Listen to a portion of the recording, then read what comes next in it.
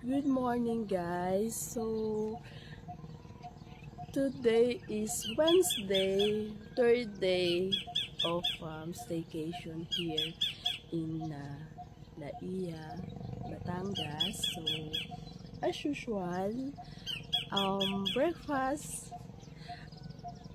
at the seashore. Actually, para naman maiba, guys, kasi 2 morning na akong nagko-coffee dyan sa sa dagat, no?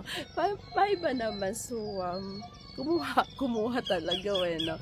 So nagstay ako dito sa isa sa mga cabanas, nasa open naman siya para maiba naman. Dito ako mag-breakfast for today. So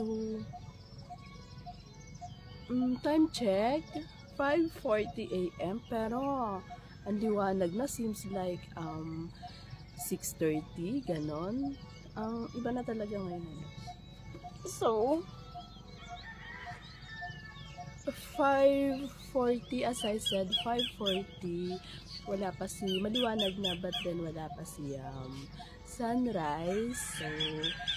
So ganon na. Habang wala pa sunrise, guys, breakfast muna ako. So tara guys, kain tayo. Sabayan nyo ako mag-coffee and sandwich kay friend na always suggesting to bring sandwich with me wherever I go. Tara, kain tayo na sandwich again. So this is my typical na breakfast, nakabakasyon man or not, coffee and sandwich for breakfast. So guys, tara, coffee tayo. Actually, buti medyo okay na yung boses ko, no? Kasi kagabi, as in, para akong nag-concert ng ilang gabi kasi wala akong boses, guys.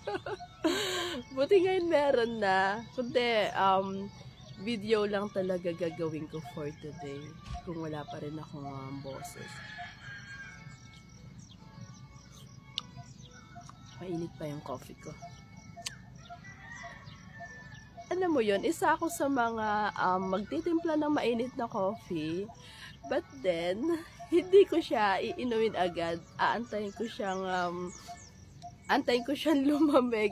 Hindi naman totally malamig, yung sakto lang na pag mainit pa, kinukutsara ko talaga. Pero gusto ko yung paghihigupin ko na yung as in sakto na lang siya na hindi ka na mapapasok. So kain tayo, guys. Sabayan niyo ako, guys. Good morning.